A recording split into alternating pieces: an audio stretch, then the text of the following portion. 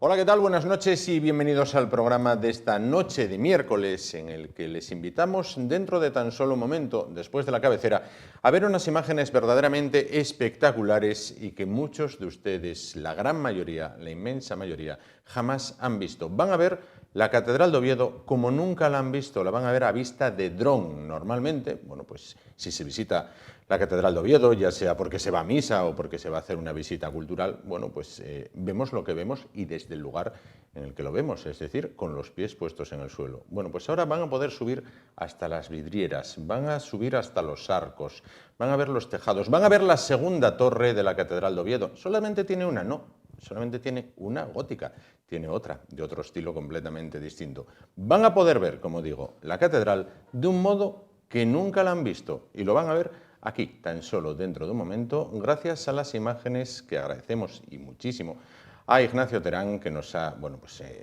cedido, y en la entrevista que mantendremos con él podrán ver un buen número de ellas. Estamos preparando un programa especial con estas imágenes. A continuación, tiempo para la mesa de debate, de análisis y de tertulia, pero todo ello será dentro de un momento, después de la cabecera.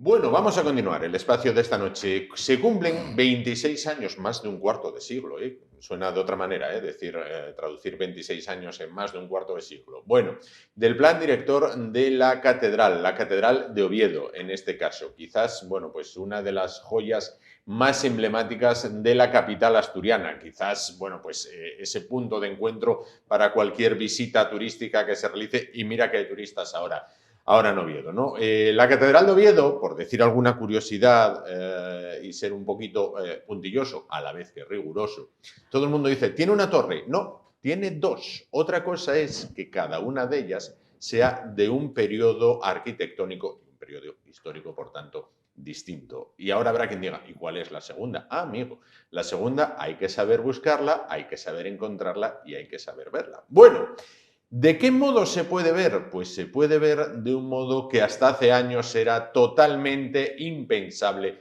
el poder verla, ¿no? De la forma que vamos a decir, que es a vista de dron. Y quién sabe mucho de las vistas que esconde desde hace siglos la Catedral de Oviedo y que descubrimos a vista de dron. Y digo esconde la Catedral de Oviedo no porque las tuviera ocultas por iniciativa propia, sino porque son cosas que cuando vamos caminando por la calle, son detalles que no logramos apreciar. Bueno, hablamos, no me enrollo más, hablamos a continuación con Ignacio Terán, lo conocen porque es buen amigo de esta casa, participa en algunos de los programas y es autor de Cielos del Paraíso, todo lo que se podría decir como a vista de pájaro.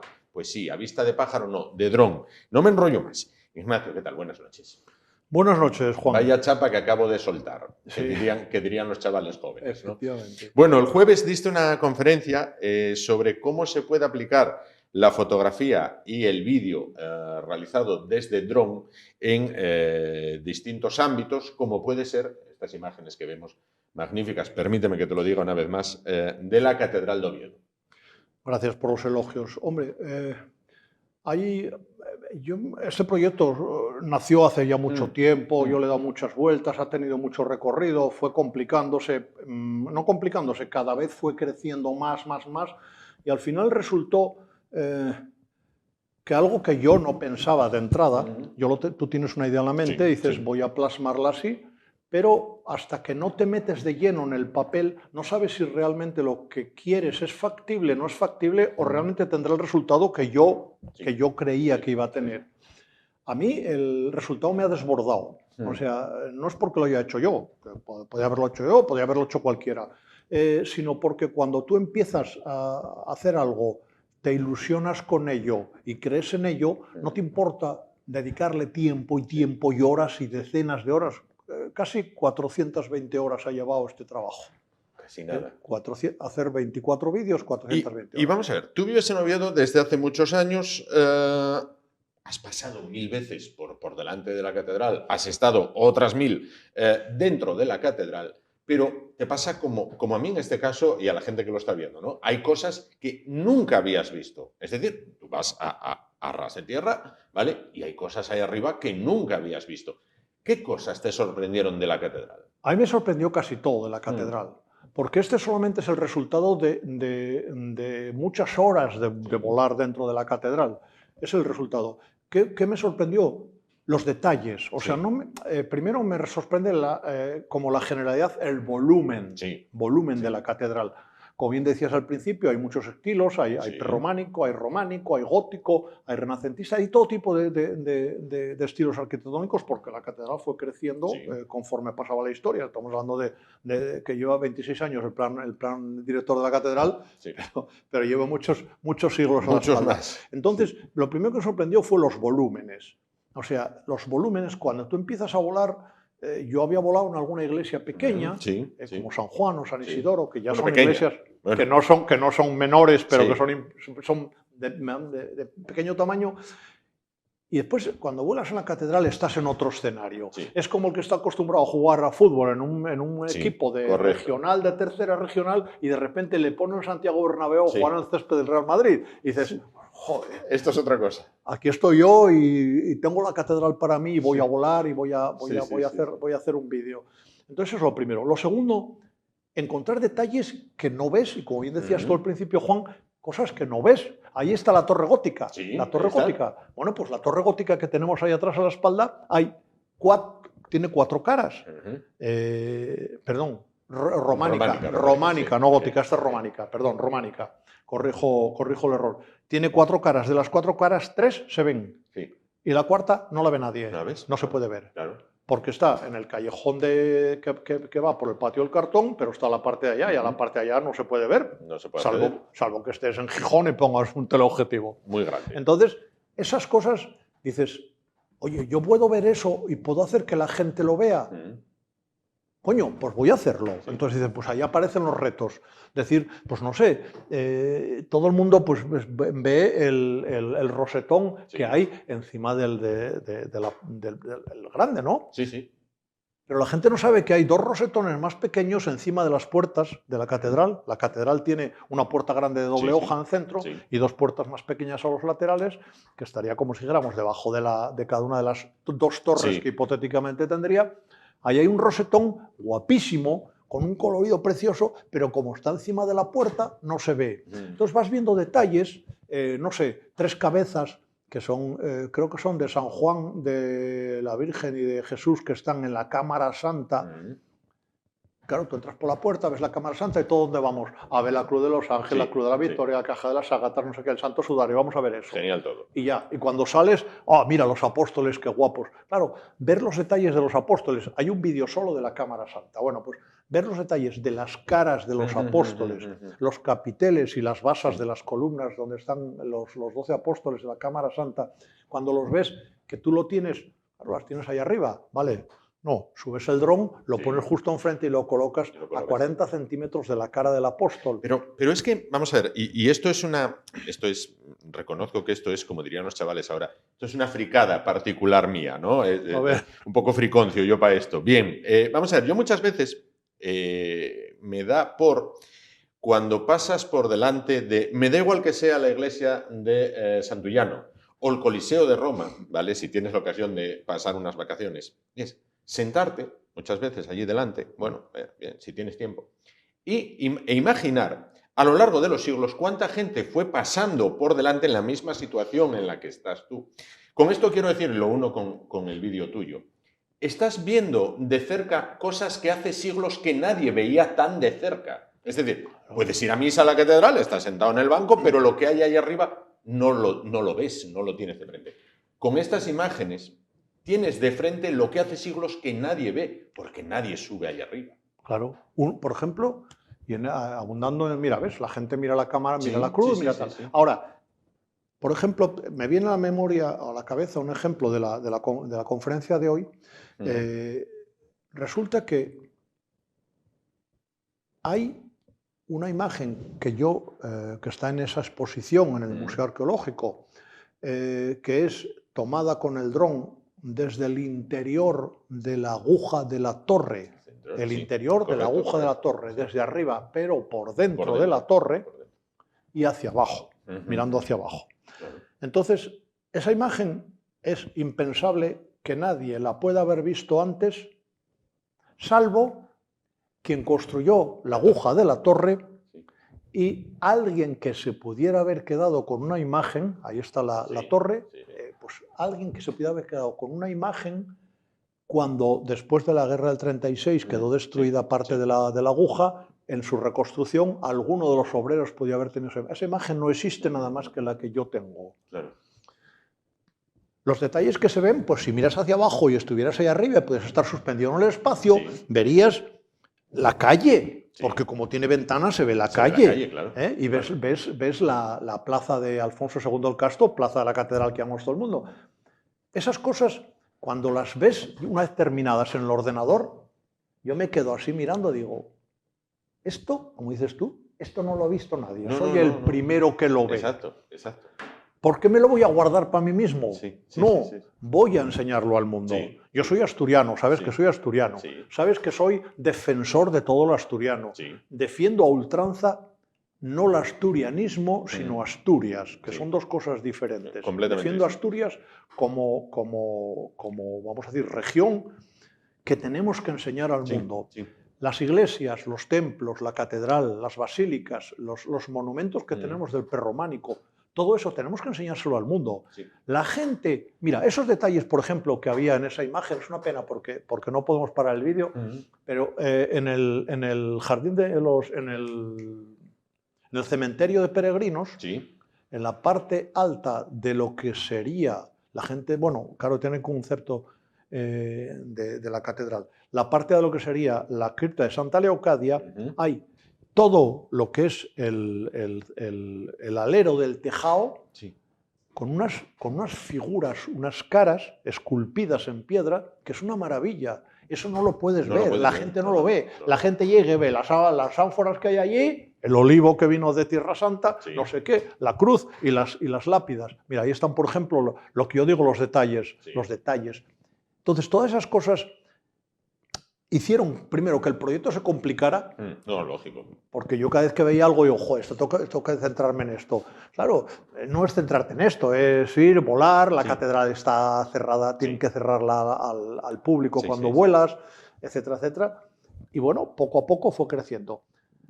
Después nació el proyecto de que me invitó el Colegio de Aparejadores y Arquitectos Técnicos de Asturias, en el cual, a la vista de lo que yo tenía, Jorge Evia y Manuel Fernández, creo que se llama el aparejador, me dijeron, oye, joder, podrías colaborar con nosotros en el proyecto que vamos a hacer en el Museo Arqueológico, que vamos a hacer una exposición, que va a ser una exposición itinerante, también te lo comento.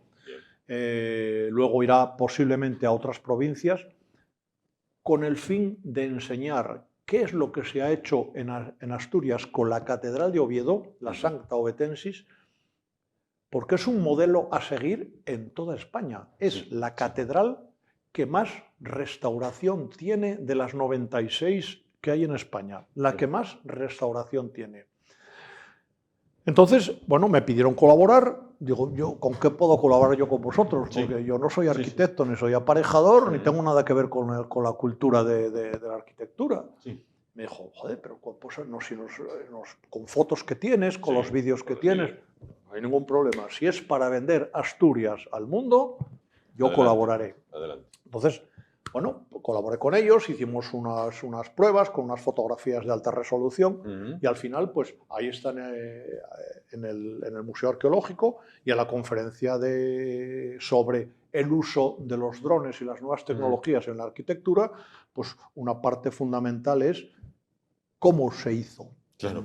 Luego te preguntaré por el uso de los drones en la arquitectura, pero antes de eso, vamos a ver, cuando has finalizado el recorrido por la Catedral de Oviedo, si te tuvieras que quedar con un rincón, una imagen, un detalle, un lugar, de esos que no se ven cuando uno pasea por los pasillos de la Catedral, ¿con qué te quedarías? No sé si las vidrieras, no sé si... ¿Con cuál te quedarías? Yo, particularmente, Yo me quedaría con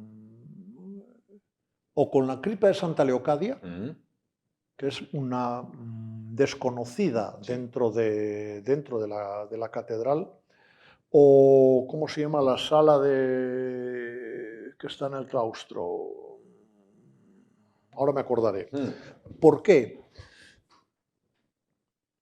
Allí hay energía, o sea, se nota una cierta energía. O sea, hay personas que han fallecido, que están enterradas ahí, que sabes que debajo de aquella lápida, si la pudieras mover con la mano, encontrarías los restos de una santa. Sí. Entonces, allí te quedas como paralizado. Tú estás allí, es una cripta es pequeña, como lógicamente casi todas las criptas son pequeñas, es muy chiquitita, es con forma de un arco, tiene 2 lápidas y luego a la parte central, luego un pequeño altar y detrás hay otras 2 lápidas, 2 sepulturas. Entonces, aquí hay una historia de hace 800 años, o 1000, no sé cuántos años, no sé cuánto tiempo lleva a terra ahí Santa Leocadia, y son sitios a los cuales pasan desapercibidos totalmente. O sea, tú pasas por allí, vas por el claustro, entras al cripta de Santa Leocadia. Yo cuando he estado grabando allí, porque algunas veces esperaba que cerraran la catedral, veía que la gente entraba, sí, la cripta de Santa Leocadia, y marchaban. Estaban 10 segundos, no más. Digo, ¿alguno ha podido ver qué hay detrás del altar de la cripta de Santa Leocadia? Nadie. Yo cogí el dron, lo llevas volando, atraviesas la cripta, lógicamente allí no es accesible, está prohibido el acceso, pero el dron puede volar, accedes y ves qué hay detrás del altar. Esos detalles son los que diferencian una visita normal. Lógicamente, esas cosas, hay gente que le llama la atención unas cosas y a otros otras. El Santo Sudario no cabe duda que es la reliquia de la cristiandad más importante que tenemos, la sábana santa y el Santo Sudario. Santo Sudario, por suerte, lo tenemos aquí en Asturias. Yo lo he visto muchas veces. Me acuerdo cuando antiguamente, cuando yo era un niño y mi madre me llevaba a la catedral, iba a ver la bendición, iba a hacer la exposición del Santo Sudario. Ahora eso ya es esporádicamente, 2 días al año me parece que se hace una presentación, está metido dentro de una protección de cristal, blindado, etcétera, etcétera. Ha perdido un poco, no ha perdido su valor, pero ha perdido la cercanía al feligrés. Yo soy católico, soy creyente, soy practicante. Ahí se ven las imágenes, una pena. Pero bueno, no me daba cuenta. Entonces, hay ciertos elementos que dentro de la catedral, estancias que tienen un valor especial. La Cámara Santa lo tiene, por lo que fue. Lo que fue la Cámara Santa.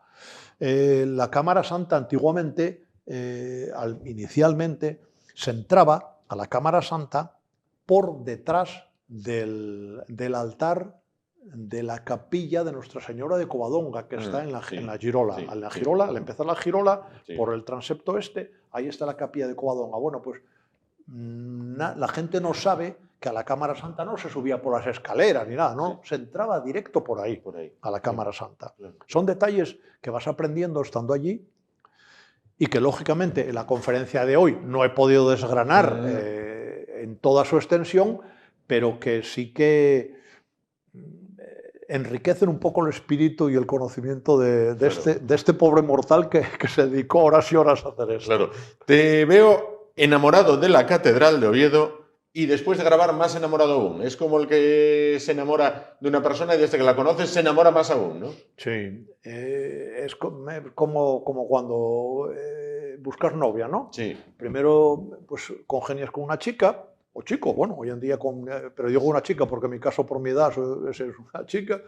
Luego, pues no sé, sales con ella, luego le coges de la mano, la invitas a tomar algo, la invitas a cenar. Digo, invitas a cenar. Y hasta ahí podemos leer, ¿no? Vamos a decir lo que pasa después. Digamos, ahí va la evolución del amor mutuo. Que estamos hablando de la catedral, cuidado. Eso es. Ese es el amor mutuo. Cuanto más conoces, más te empapas de la historia, de la cultura, de la vida que tuvo la catedral, y más valoras qué es lo que tenemos aquí. Claro.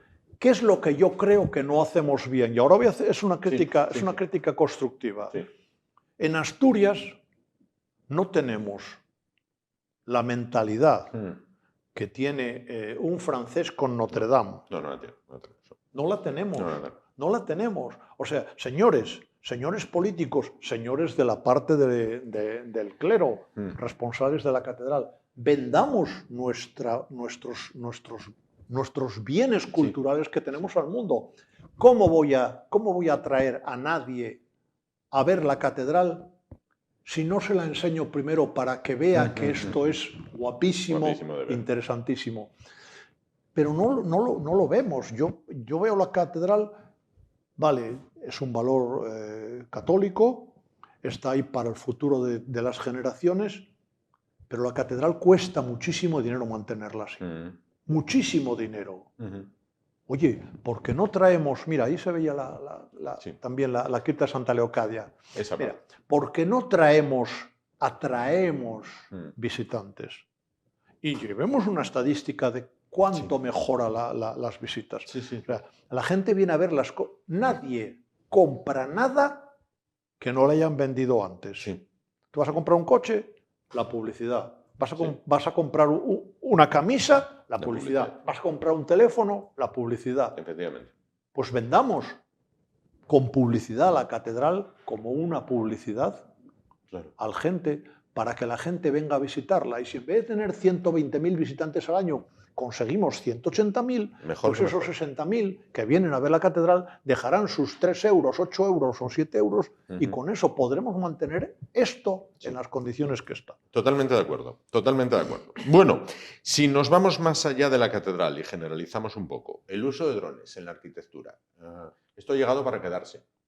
A ver, en la conferencia explico y he explicado perfectamente cómo es ¿cuál es mi percepción? Mi percepción es la de una persona, piloto de drones, operador de dron y fotógrafo. Sí. O sea, ese es el punto de vista mío. Sí. Sin embargo, el Colegio de Aparejadores lo han visto desde un punto de vista totalmente diferente. Claro. Ellos lo ven como, ¿cómo puedo esta tecnología aplicarla a la arquitectura? Sí. Todo el mundo conocemos las estancias por fuera. Tú vas a ver la catedral, pones Catedral de Oviedo, te salen 30.000 imágenes de la torre en internet, en Google. Vale, pero dices, sacristía de la Catedral de Oviedo. ¡Ja! Claro. Y tiene unas obras de arte a nivel de cuadros, a nivel de esculturas, que la gente pues no están. Entonces, ¿cómo se puede aplicar o cómo se puede rentabilizar o utilizar drones para la arquitectura? Hay muchísimos sistemas. Uno sería un modelado, y eso es algo que yo no sé hacer, porque no sé hacerlo, pero no porque no quiero aprender, aprendería. Sería cuestión de tiempo. Soy muy bruto, pero aprendo. Bueno. ¿Cómo se podría hacer convertir la catedral en realidad virtual o en realidad aumentada? Y ahora vamos a entrar en un campo un poco farragoso. Sí. La realidad virtual es un entorno total y absolutamente irreal creado para una aplicación específica. Normalmente, por ejemplo, para videojuegos. Digo videojuegos porque es una cosa que se me ocurre. Eso es la realidad virtual. Y la realidad aumentada es, mediante el uso de escoger una imagen real de la catedral, utilizar un elemento intermedio que puede ser un teléfono móvil o unas gafas de realidad virtual, y con esos dos elementos convertirte en que estás en ese escenario. Nosotros ahora vemos un vídeo, ¿vale? ¿Qué puedes hacer con el vídeo? Darle para adelante y para atrás. Punto. Pero si te pongo unas gafas de realidad virtual en 3 dimensiones y te coloco el mismo escenario real, por eso es realidad virtual, es una realidad, te pongo el mismo escenario y te pongo unas gafas en 3 dimensiones, tú estarías suspendido en el crucero de la Catedral de Oviedo a 28 metros de altura y estarías viendo la catedral en 3 dimensiones, pero puedes interactuar con la catedral. O sea, tú podrías hacer zoom y ver, pues, no sé, el el Cristo que está en el retablo de la capilla mayor, Sí. pero verle hasta los más mínimos detalles. Eso todavía duele un poco. Sí. Es difícil torcer la mano Mm. para que eso sea aceptado en determinados ámbitos. Claro. Yo sabes que fotografío en Sí. 3 dimensiones desde hace creo que 16 años o Sí, algo así. sí, sí.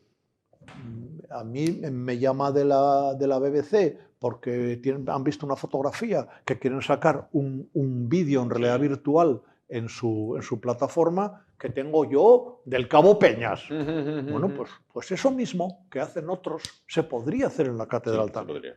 Pero bueno, la conferencia versa sobre cómo utilizar la arquitectura, y eso es la arquitectura Sí. para las nuevas tecnologías. Un dron es imprescindible para hacer eso. Un Claro. dron puede modelar esta catedral, puede modelarla un dron, hacerla en 3D, Sí. modelarla en 3D y convertir una imagen digital y real que sería comparable con la misma imagen real de la catedral. Me explico. Sí.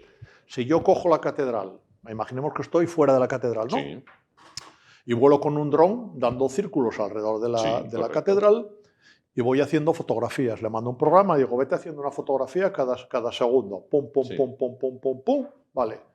De ahí me salen, pues no sé, 800 fotografías. Por ejemplo. Esas 800 fotografías, mediante un software adecuado, lo conviertes en, pues 800 fotografías puede convertirse aproximadamente en unos 20 millones, 25 millones de imágenes. Esas imágenes, mediante un software, lo convierten en puntos. Sí. 25 millones de puntos sería aproximadamente unos 4 millones de puntos. Y esos puntos se convierten, uniendo los puntos, el software crea alambres. Y creas una imagen de la catedral que es irreal, es ficticia y está hecha con un dron. Sí. Y algunos se preguntan, ¿y para qué quiero yo eso? Puede ser. Bueno, pues te lo voy a explicar, por ejemplo, para qué. Imagínate que tuvieras una impresora 3D. Sí. Sí. Tú esa imagen que has creado con un dron, Sí, sí. que es una imagen que la vas a ver en la conferencia, lo he explicado claramente.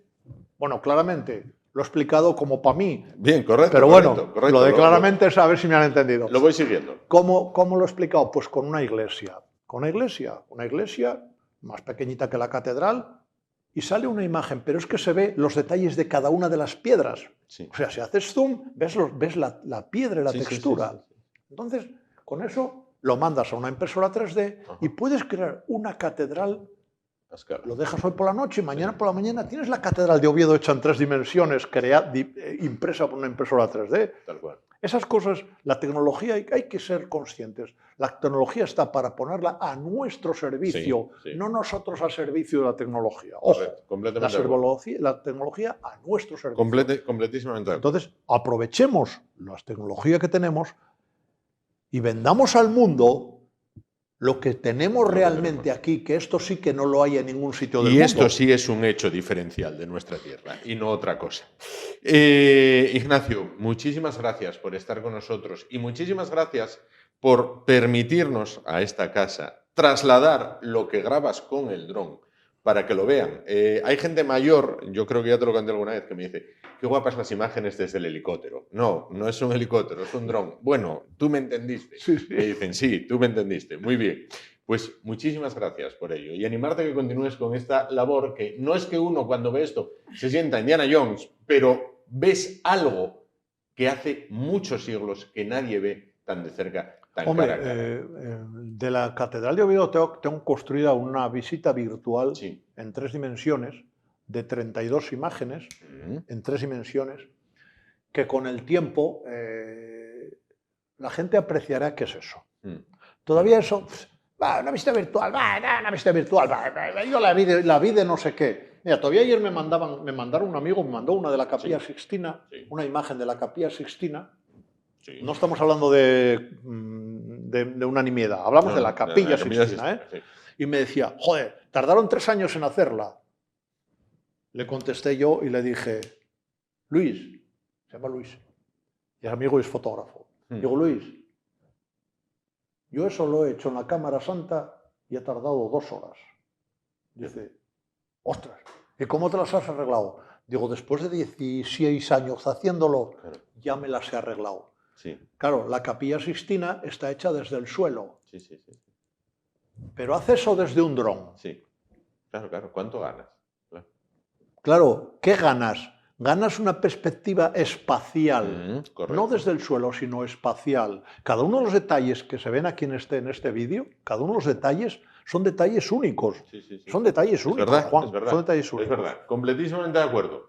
Eso Pues es ver el claustro así, es impensable. Solo se puede ver desde ahí. Nunca se vio. Les animo a que lo vean, a que lo disfruten, sobre todo. No a que lo vean, simplemente. Ver se puede ver cualquier cosa. Podemos ver este bolígrafo. El bolígrafo es difícil de disfrutarlo. Disfruten de esas imágenes porque merecen y muchísimo la pena. Para finalizar, de manera muy telegráfica, próximo proyecto. Porque eres una persona que no paras. Yo no paro. Exacto. Yo no paro. Próximo proyecto.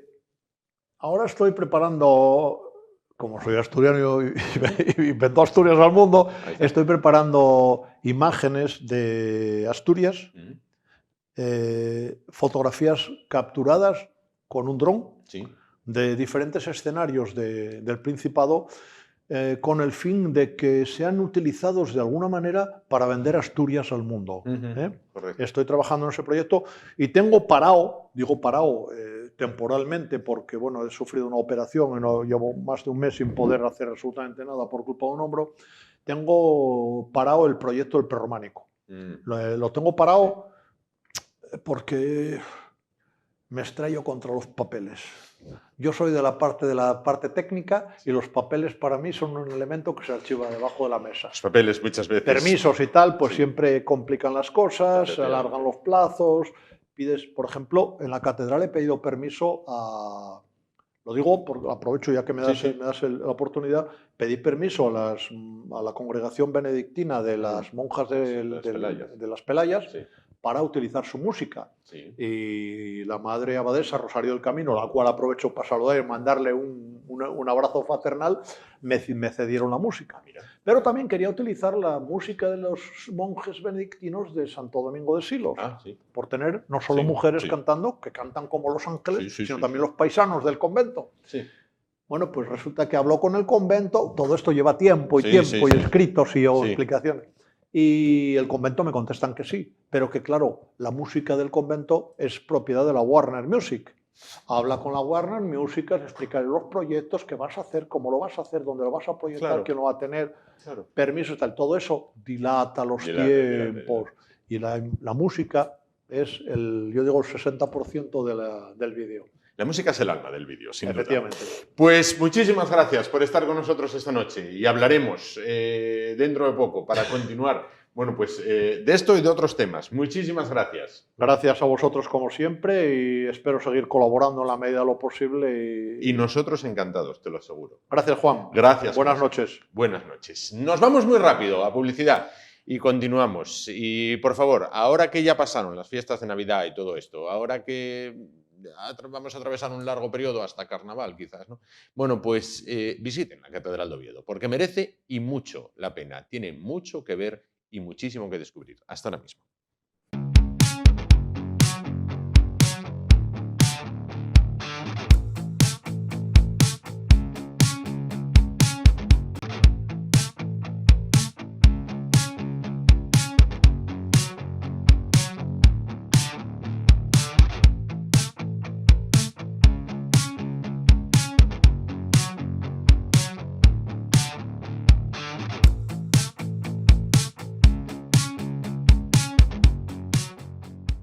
Bueno, pues después de ver esas imágenes de la catedral como hasta ahora nunca las habíamos visto, vamos ya con la mesa de debate, de análisis y de tertulia, porque hay muchos temas sobre la mesa para tratar. Hemos escogido, bueno, pues 3, 4 temas solamente porque la actualidad es mucha. Vamos primero con las personas y después con los hechos. Vamos a presentarles ya. Por este lado, José Antonio Sáenz de Santamaría, que es geólogo. ¿Qué tal? Buenas noches. Hola, buenas noches, Juan. Creo que no nos habíamos visto. Si no es así, feliz año. Igualmente, sí, no nos habíamos visto en el año 24. Hasta que no pase enero hay que seguir diciendo feliz año, sí, creo, ¿no? ¿Y qué tal entraste en el año? Exacto, ¿qué tal saliste? ¿Qué tal entraste? Bien, entiendo que todo bien. Todo bien, todo bien. Lo mismo le preguntamos si saludamos a Diego Baliño. ¿Qué tal? Buenas noches. ¿Qué tal, Juan? Buenas noches y Entiendo muchas que gracias por invitarme. Buena salida, entrada de año, todo, ¿no? Bueno, no vino Papá Noel ni los Reyes. No sé si se confundieron de dirección o la tienen mal. O... No te puedo creer. Nada. Me debí portar muy mal en ¿Te quedaste 2023. sin nada? Nada. Debo estar ya completo de cosas. No, es broma. Bueno, bien. Pero bien, todo muy bien. Correcto. Pues nada, muchísimas gracias. Salustiano García, que es coronel del Ejército, retirado. ¿Qué tal? Buenas noches. Buenas noches, Juan. Todo bien, entiendo. Sin Feliz novedad, año. sin novedad en el frente. Entonces, genial. Bueno, temas. Una vez saludadas las personas, vamos con los temas. Temas sobre la mesa. Bueno, pues parece que se intenta blindar la figura de Puigdemont, bueno, pues para evitar que sea detenido. Además, hemos conocido también que los letrados del Congreso avisan que la amnistía puede ser inconstitucional y que requeriría una reforma de la Carta Magna. Los letrados del Congreso advierten que cuidado, que aquello puede ser inconstitucional. Hablaremos también de Podemos y Vox. Podemos está cumpliendo durante estos días 10 años. 10 años desde aquella creación. Parece que está en pleno proceso de reestructuración, al igual que le pasa, aunque en el otro extremo del espectro político, en Vox. Vamos a ver lo que opinan nuestros contertulios de ello. Si vamos de nuevo bueno, pues hacia un bipartidismo o todavía estas dos formaciones, por ejemplo, tienen mucho que decir. Y después hablaremos de Donald Trump. Donald Trump quizás ha sido el presidente norteamericano más criticado durante los últimos años, si bien sus defensores dicen que también ha sido el único que no metió a su país en una guerra. Bueno, pues antes, en la anterior etapa de este ente de comunicación, entrevistamos siempre a una persona que decía que en España hay cierta tendencia, desde hace siglos casi, bueno, pues a ridiculizar al que sea presidente de Estados Unidos, no a reírse de ninguna palabra. Reagan, Bush, Trump, Biden. Bueno, pues Trump ahora parece que vuelve. En Iowa ha arrasado. Vamos a ver lo que opinan nuestros contertulios. Pero vamos a comenzar por el principio, que es por donde se deben de comenzar las cosas. ¿Se blinda a Puigdemont o se intenta blindar a Puigdemont como exigencia para no ser detenido? Y además los letrados del Congreso advierten que cuidado con lo de la amnistía, porque puede ser inconstitucional. ¿Qué les parece? ¿Puede empezar cualquiera de los tres, no a la vez? Venga, empiezo yo, por Venga, ejemplo. por ejemplo. A ver, yo entiendo que se está perfilando muy bien el texto para evitar recursos. Bueno, los recursos los va a haber, obviamente, de inconstitucionalidad, pero refiero que pueda ser tumbado por tribunales, como puede ser el Tribunal Constitucional, ¿no? Entiendo que las enmiendas, o lo que hemos visto estos dos últimos días con el debate en el Congreso, que bueno, estos días se está desarrollando en el Senado porque hay obras en el Congreso,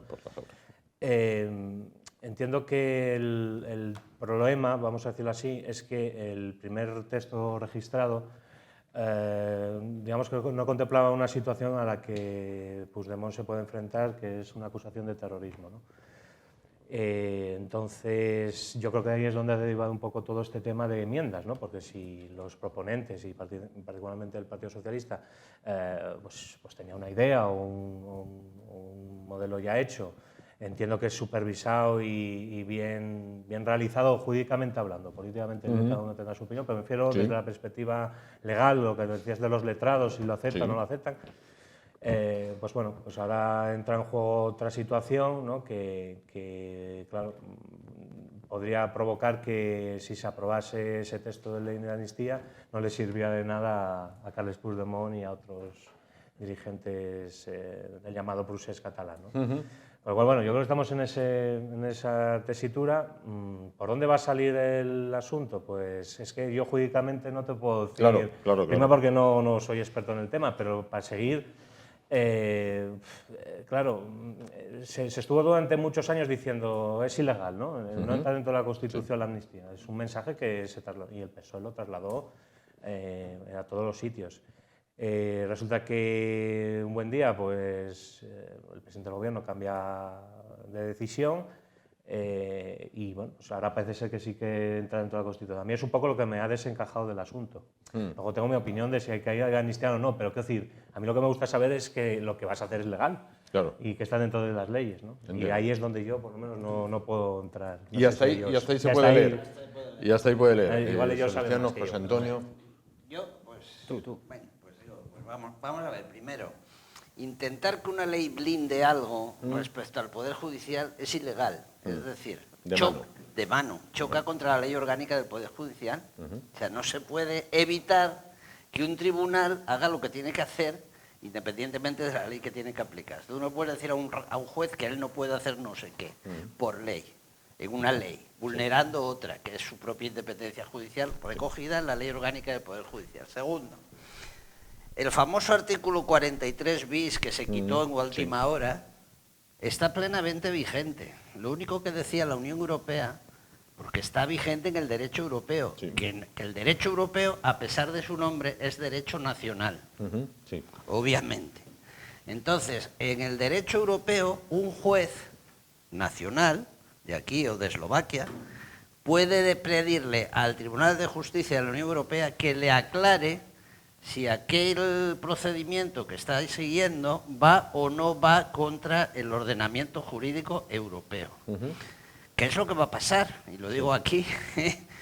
Vamos a ver, el día que haya una ley de amnistía, independientemente de lo que diga la ley de amnistía, el Tribunal Supremo, la Sala Penal del Tribunal Supremo, con el señor Marchena a la cabeza, va a plantear ante el Tribunal de Justicia de la Unión Europea una cuestión prejudicial, que se llama, es decir, oiga, mire usted, hay esto, ¿cómo afecta esto al procedimiento que estoy siguiendo contra este señor? Que entre otras cosas no solamente está acusado ahora de terrorismo en la Audiencia Nacional, es que está acusado de malversación de fondos públicos, que es una de las cosas que según el derecho europeo no se pueden amnistiar, y ya pasó en Polonia. O sea que eso es lo que va a pasar, y el que venga o no venga, lo detenga o no lo detenga, es irrelevante, porque Puigdemont no va a poder entrar en España en los próximos 2 años, hasta que esta cuestión prejudicial se resuelva en los tribunales europeos. Y esto va a funcionar así, es decir, todo esto que está pasando es mucho ruido y muy pocas nueces, porque evidentemente no se van a amnistiar derechos de terrorismo, eso también va contra el derecho europeo, y no se van a amnistiar derechos de malversación. Eso es así, y el que no lo quiera ver es que no lee nada o no tal. Y entonces, lo único que le habían pedido al gobierno es que el artículo 43 bis, que era una transposición del derecho europeo a la ley de ordenamiento del enjuiciamiento civil, se ha quitado por las razones estas esotéricas que dicen todos, pero está plenamente vigente. Y hay otra cosa también, y es que el Tribunal Constitucional, el nuestro, ya ha dicho que antes de recurrir al Tribunal Constitucional, los jueces deben ir al Tribunal de Justicia de la Unión Europea para no tener que fallar y que luego el Tribunal de Justicia de la Unión Europea les diga que no. Entonces, previamente se va al Tribunal de Justicia de la Unión Europea y después al Tribunal Constitucional. O sea que este es un tema que, además esto lo sabe el presidente del gobierno, seguro que lo sabe, este es un tema que da para 2 o 3 años, no antes. He dicho. Correcto. Salustiano. Con lo cual se puede concluir, según las 2 exposiciones anteriores, de que los pactos que realiza nuestro presidente o el Ejecutivo con la mayoría de votos necesaria para obtener su investidura y determinadas fases de su acción política están hechos de aquella manera, ¿no? Y concretamente se ha visto escenificado en una sesión plenaria que yo calificaría de esperpéntica, la última de que se hizo en el Senado por las obras del Congreso, en la cual incluso en los momentos que estaba el plenario reunido se estaba pactando en despachos personas, diputados que formaban parte de los que tenían que votar, incluso algunos no asistieron.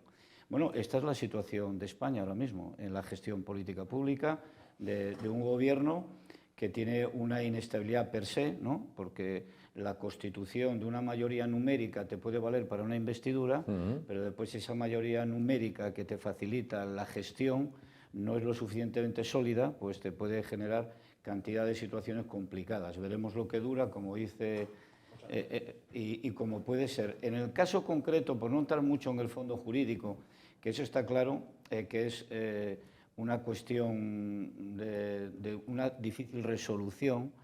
Yo recuerdo cuando estudié Derecho que la cuestión prejudicial era como el alma mater de la actuación de un magistrado o juez. O sea, si un juez tiene una duda sobre la aplicación de una determinada ley que puede tener una connotación que excede su capacidad de juicio, en este caso de juicio técnico, tiene que elevar una consulta. En el caso interno es la cuestión de constitucionalidad, que tiene su finalidad, o sea, su tope en el Tribunal Constitucional, y en el ámbito del derecho europeo, que es prioritario, como tú has dicho, sobre el derecho interno de los Estados, pues sí, lo mismo, al Tribunal de Justicia de la Unión Europea. Aquí, en las últimas noticias, este informe de estos letrados, que son letrados de la Comisión de Justicia, uno de ellos fue el que sacaron de la Comisión de Constitucional, Fontecha, porque ya había hecho un informe con el texto previo de la ley de amnistía diciendo que era anticonstitucional. Sí. Entonces lo relevaron y tal, y ahora están en la Comisión de Justicia. Y ahí hay un grupo de letrados que han hecho este informe que se le ha dado luz hoy, antes de que los diputados pudieran tener acceso de ellos antes de la votación del día de hoy, del pleno de hoy, de la admisión de la proposición de ley de la amnistía, ¿no? Con lo cual ahí se está jugando constantemente en el filo de la navaja en todo, ya en la parte puramente parlamentaria, pero también en la parte práctica, como tú has citado, de la dificultad que tiene encajar no solo la cuestión prejudicial. Es que aquí las exigencias de Junts ahora mismo es una constante toma y daca. O sea, la palabra chantaje quizás se puede emplear, pero constantemente están jugando políticamente, elevando el listón y poniendo a prueba la capacidad de resolución del presidente del gobierno de los líos en que ellos mismos plantean, ¿no? Es que además hay cosas que son curiosísimas y en este país hay que empezar a pensar en ellas sin cambiarlas. Primero, esta ley, que se supone que es una ley orgánica, de tal, se presenta mediante una proposición de ley. ¿Por qué? Pues porque en aquel momento el gobierno estaba en funciones y no puede hacer proyectos de ley. Esa es una razón. Pero la otra razón es que los proyectos de ley llevan asociados una serie de informes técnicos donde tenía que estar pasando todo esto que ha pasado hoy. Esto tenía que haber pasado en fase de proyecto de ley y de informes técnicos al proyecto de ley, que pueden ser de los letrados de las Cortes, del Consejo de Estado, del Consejo General del Poder Judicial, etcétera, etcétera, o de quien decida el Congreso. Eso se obvia haciendo que el Partido Socialista presente una proposición de ley, Esa proposición de ley no lleva informes asociados, lo cual es una barbaridad desde todos los puntos de vista. Y además hay que tramitarla por la vía de urgencia, es decir, en 2 meses aquí en el Congreso y en 2 meses en el Senado. El Senado ya ha dicho que tururú, porque él, cuando le llegue, pues va a pedir informes y no sé qué, y lo de los meses podrán ser 4, 5 o 6. Desde luego no antes de las europeas, que eso es lo que le interesa al PP. Que esto llegue el follón hasta las europeas. Sí. Y luego volvemos al tema de los reales decretos, donde el otro día se produjo eso de la gestión de las competencias en inmigración. Sí. Claro, los de reales decretos están pensados, y lo dice la Constitución, para casos de extrema urgencia y necesidad. Es decir, el COVID. Tú tomas medidas para el COVID por Real Decreto Ley, que a posteriori son convalidadas en el Congreso.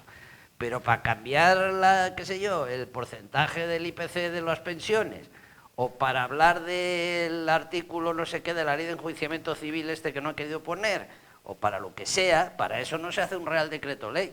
Y más uno de esos llamados ómnibus, donde va todo, desde la subvención al agricultor que produce patatas hasta, las nuevas licencias de caza, yo qué sé. Entonces, eso de meter todas las cosas en un Real Decreto Ley y que haya que votarlo por una vez, es que yo puedo estar de acuerdo con 30 medidas y no con 2, porque tengo que votar esas 2 con las otras 30. Todo eso son, digamos, irregularidades que se han ido produciendo a lo largo de los años y que hay que empezar a corregir. Y desde luego este tema va a dar para mucho juego, el tema de la amnistía. Pero pregunto, antes de dar la palabra a Diego, ¿se puede llegar a un callejón sin salida? Quiero decir, si ahora se entra en un largo proceso judicial con un galimatías de jueces en el que, bueno, por no abrasar a los espectadores, ¿no? Con lo que puede ser las competencias de un tribunal, de otro, demás. pero en esos 2 años hay que gobernar. El otro día No se puede. el gobierno sacó el apoyo por los pelos, Pero, claro. a última hora. ¿Se puede llegar a una situación de bloqueo? De decir, Total, sí, ni para atrás ni para adelante. A ver, yo no ha estado muy bien en la exposición, pero sí que es verdad que a mí no me parece que sea una barbaridad el hacer la proposición por los grupos en vez de por el gobierno. ¿eh? No, El proyecto de lo ley que es una barbaridad es que no lleve informes técnicos. No, obviamente se ¿Qué obvia está esos pasando? informes, pero quiero decir que, no, que bueno, es un trámite. ¿no? Yo eso no lo veo, vamos a decirlo mal. Lo que no entiendo de la historia es que, claro, el Partido Socialista tuvo que tragarse un sapo, vamos a decirlo así, con este tema, porque obviamente no estaba en su programa, obviamente en los mensajes que trasladaba la ciudadanía no estaba el aprobar una amnistía, también un referéndum, ¿no? Había más asuntos. Y una vez que bueno, pues se toma la decisión de ir a por ello, yo entendí que se hacía para conseguir una estabilidad parlamentaria, ¿no? Que hemos visto que no se ha cumplido, como ha explicado ahora muy bien, con estos 3 reales decretos, que uno de ellos le cayó además por el voto en contra de Podemos para fastidiar a Yolanda Díaz, porque no fue una cuestión, entiendo yo, de que estén en contra. Ahí de hecho, sí hubo una venganza de doble. ahí hubo una venganza No, porque... no, pero yo no estoy de acuerdo tampoco, aunque como una venganza. Vamos a ver, Sumar ha hecho, sin contar con nadie, ni siquiera con los de Podemos que estaban en teoría dentro de Sumar, un real decreto sobre el tema de las subvenciones a los parados mayores de 52 años. Bueno, Podemos dice, oiga, mire usted, es que al hacer esto está usted rebajando las pensiones, las cotizaciones y del por 125 tanto al 100, las pensiones posteriores de esa gente, lo cual es un argumento que estará bien o estará como esté. Según economistas, no. Bueno, bien, vale, no lo sé, pero ellos de dicen mucho eso. prestigio. Y lo que sí dicen es, oiga, es que este es un tema que hay que negociar. O sea, venganza sí, pero con razones también, porque estos de Sumar no han negociado nada ni con Podemos ni con nadie. Es decir, para eso era el decreto ley. O sea, ya, es que decir que es una venganza queda muy periodístico, pero las cosas tienen también un fondo. Y entonces el fondo es, oiga, en esta situación hay que negociar. Otra cosa, sobre el tema de... Es que ya lo dijo Puigdemont, y lo dijo Turull, y lo dijo Borràs, y lo dijo todo el mundo. Solo hemos pactado una investidura. Si usted quiere gobernar, venga a verme cada mes y ya le diré yo hasta cuándo gobierna. Pero si esto es desde el principio, lo dijeron. Yo entendí que era una un de las mandato, cosas... una estabilidad pero una parlamentaria cosa, no, perdona, durante, por lo menos, pero si un es que... año, no te voy a decir los 4. Perdona, pero si es lo que lo dijo el primer día. O sea, usted va a venir a verme cada mes a ver cómo vamos evolucionando el tema. Y ahora vienen y dicen, oiga, lo siguiente es un referéndum de autodeterminación. Y si ustedes se oponen, colorín colorado. Es decir, esto va por orden y va de esta manera y no tienen estabilidad para gobernar. No la ha tenido desde el primer día. Lo que pasó el otro día es la situación normal de lo que va a pasar en el futuro a corto plazo. Es decir, los de Junts tienen su programa, tienen sus objetivos y los van cumpliendo o intentan cumplirlos mes a mes. Bueno, Diego, puedes hablar tú primero y luego yo, como quieras. Venga, adelante, Sebastián. Sobre este Sí, sí. asunto, Sí. el inicio del planteamiento que hacías era blindaje a Puigdemont, ¿no? ¿En qué se concreta esto por parte de Junts? En primer lugar, que las cautelares que haya en todos los procedimientos se suspendan automáticamente. Han buscado otro punto más, porque ellos van extendiendo, estirando el chicle, por decirlo de alguna manera, constantemente. Adelantar 2 meses la fecha de entrada en vigor de las medidas de amnistía a noviembre del 2011. ¿Para qué? Para que entre Laura Borràs, el clan Pujol, Convergencia y Unión. O sea, quiero decir que esto tiene mucho más calado en el plano, digamos, puramente de política en Cataluña, que tiene unas elecciones este año. O sea, aquí cada uno está jugando su partida. Y ellos saben, o sea, están en una situación que ha sido propiciada. Yo voy a ser un poco duro, y no suelo utilizar, suelo ser, creo que moderado. Yo creo que el problema de este análisis, hacer un análisis sociopolítica de lo que está pasando en España, es si se hace desde un planteamiento que todos pensamos en democracia. Pero yo creo que la acción de gobierno, la acción de poder que hay en España no es democrática. Es una acción autocrática. O sea, aquí se están buscando un porque sí, porque yo lo valgo, porque yo me mantengo, llevo hasta el extremo el equilibrio de poderes, llevo hasta el extremo la acción parlamentaria, llevo hasta el extremo la acción judicial pura y dura y se escenifica.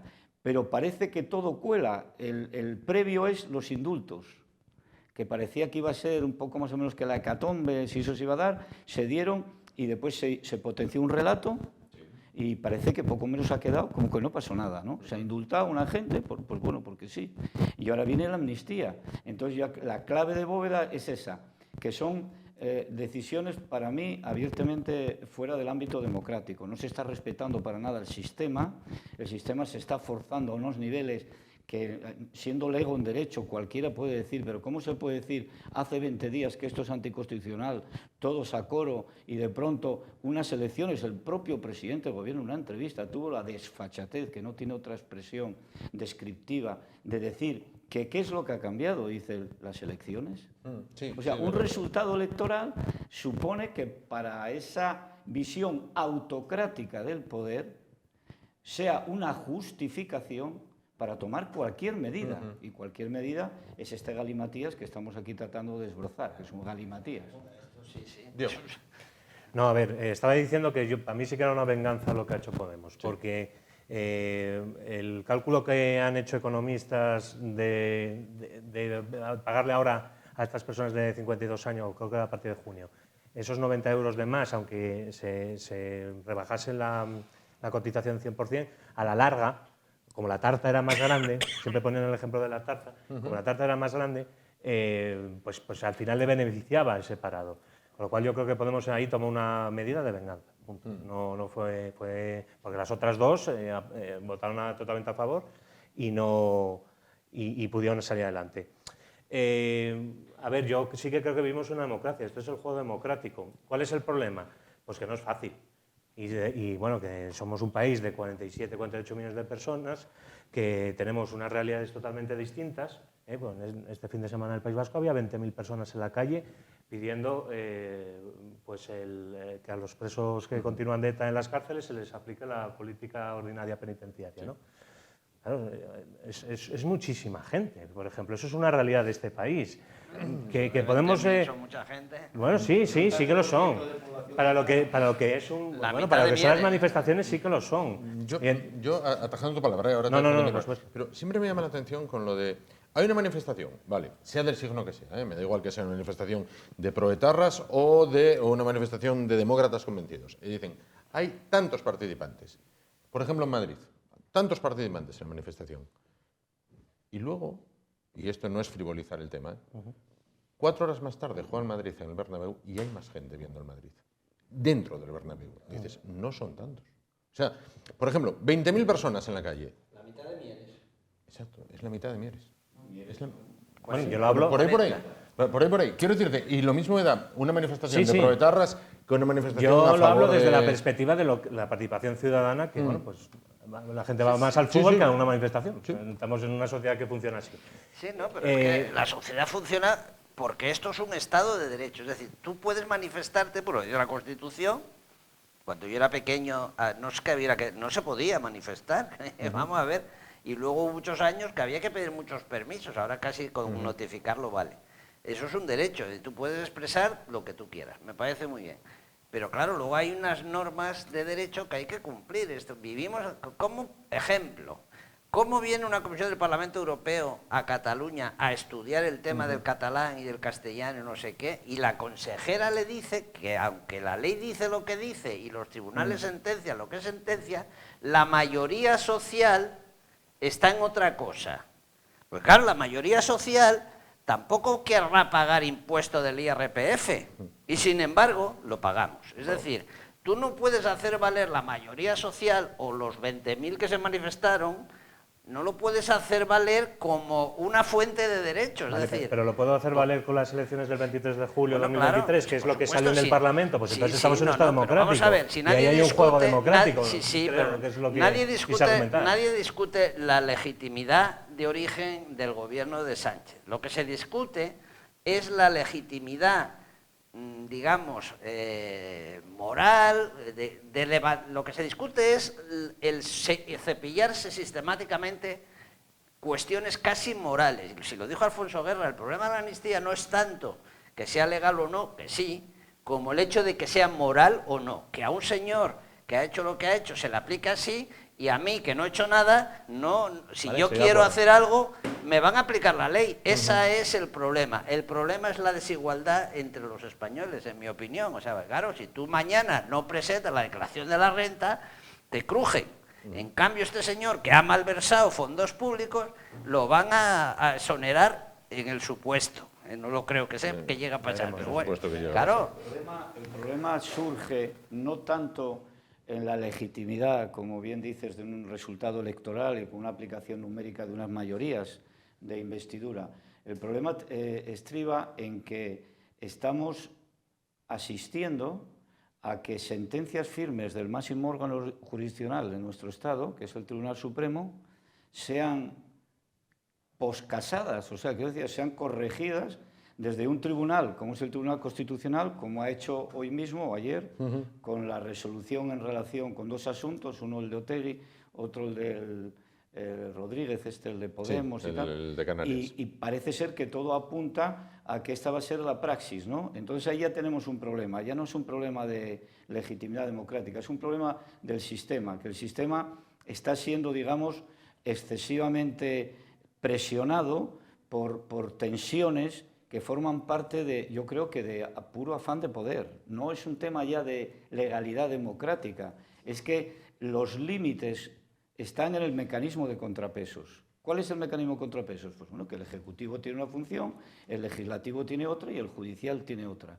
Y esos planos no solamente han sido dilapidados legalmente desde el año 1985. Ahora que veo a Felipe González hablar tanto de estas barbaridades, habría que hacer un poco acto de examen de conciencia sobre lo que supuso la Ley Orgánica del Poder Judicial del año 85. Montesquieu ha muerto.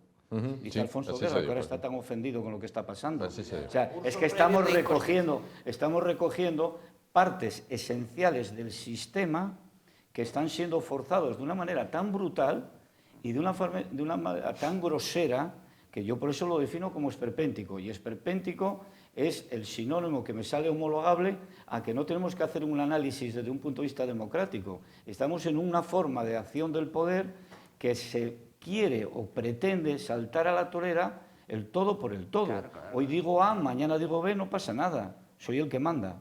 Eso ocurre. Hombre, el Tribunal Constitucional tiene en Venezuela. La antigua Alemania Oriental era una república democrática. Sí. O sea, le podemos poner apellidos a todo. La praxis, la realidad, es que no puede estar un Estado de Derecho como es el español pendiente de a ver si el paraguas europeo nos resuelve los problemas. Claro, o sea, que estamos votando o estamos ejerciendo una acción de representación electoral que está pasando por alto cualquier cosa. Y nos puede parecer normal. Y vuelvo a hacer un análisis que he citado año 85, o sea, que no estoy diciendo que sea una consecuencia directa del que lo está forzando ahora, que tiene nombre y apellidos, sino que son males que vienen de atrás. O sea, esa injerencia permanente en una acción puramente judicial tiene que tener unos límites. No el hecho de que hagamos decretos leyes, nos quitamos los informes de letrados que nos molestan, aprobamos porque sumamos más en un debate parlamentario y la ley entra en vigor. Claro, entonces que también entran en vigor en Venezuela, en Corea del Norte, o sea, en muchos sitios en China, entran en vigor las cosas, pero tienen que tener un proceso que sea lo más transparente posible y dentro de un entorno de club europeo que pretende corregir a estados cualquier cosa, véase Polonia, Hungría y tal, bueno, pues España está colocándose en el disparadero, claramente, desde mi punto de vista. Sí, es que siguiendo con lo que Voy dices, ahora con Diego. Sí. siguiendo con lo que dices, una de las cosas, y todavía lo dijo ayer Felipe González, es que retardaba mucho la acción del gobierno. Una de las cosas que se cargó, y no soy sospechoso, una de las cosas que se cargó uno de los primeros gobiernos de Felipe González fue lo que se llamaba el recurso previo de inconstitucionalidad, que hoy nos vendría de cine, porque tú con esta ley haces un recurso previo de inconstitucional y hasta que el Tribunal Constitucional diga lo que tenga que ser, pues se queda la cosa paralizada. Lo que tú dices es cierto, la ley del solo sí es sí. No quisieron escuchar a nadie. A nadie. Todo el mundo sabía que en el momento que entrara en vigor la ley, 1.500 paisanos iban a ser beneficiados, llamarlos paisanos por no llamarlos violadores, iban a ser beneficiados. Y cuando se empezaron a beneficiar, y dijeron, es imposible porque no sé qué, es que los jueces aplican mal la ley, es que son unos, como era, fascistas con toga, es que no sé qué. Y lo que hicieron los jueces fue aplicar la ley de acuerdo con lo que decía la ley. 1.500 beneficiados, 200 y pico Ya ha reincidido alguno de los escarcelados, 100 y pico violadores. etcétera, etcétera. Es decir, las cosas se están haciendo mal desde hace mucho tiempo. Y por esa razón estamos donde estamos. Nadie cuestiona otras cosas. Voy con Diego, que lo había interrumpido antes. No, te interrumpí cuando te dije lo de la manifestación, si eran muchos, si eran pocos. No, a ver, mi idea general con este asunto es, yo me esperaba que iba a haber una estabilidad parlamentaria en el Congreso, porque ahora hay que aprobar unos presupuestos, por ejemplo, este año. Es verdad que están las elecciones, bueno, las catalanas creo que son el 25, ¿eh? Sí. Yo creo que son ahora... En abril. Abril del 20, no, en teoría son en abril del 25, se habla de adelantar. Sí, Bueno, se puede adelantar, obviamente, pero bueno, en principio tenemos las gallegas ahora en Que febrero. esa es la fecha tope. Luego tenemos las europeas, como bien señalaste también, pero pensé que... Las vascas.